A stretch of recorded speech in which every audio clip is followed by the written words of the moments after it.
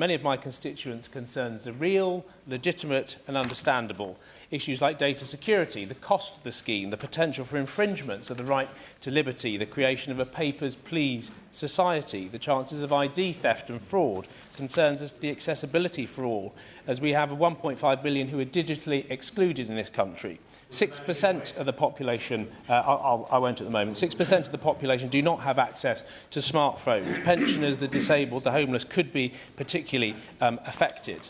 I believe it's vital that the Minister and the Government listen carefully to these concerns and that they are heard during the public consultation, which I know begins in the new year. I'll be making my representations and I would urge my constituents to do so. But I do want to make 2 points about why I do, in principle, support the idea of digital identification.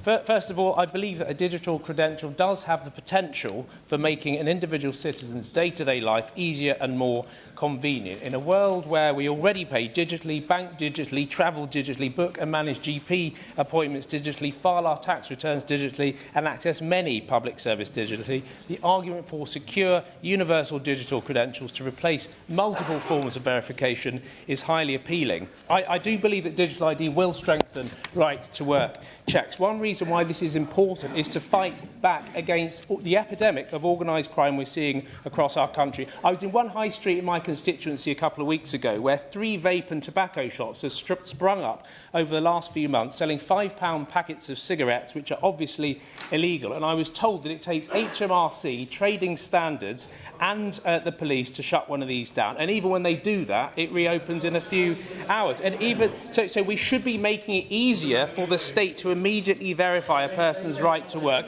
especially where there are reasons where if the police need to probe the right to work, they have no ability to do that on the spot. And we need to be making it easier for the state to check rights to work at present. If the police do not have access to right to work data at the moment, it makes it harder to close down these entities.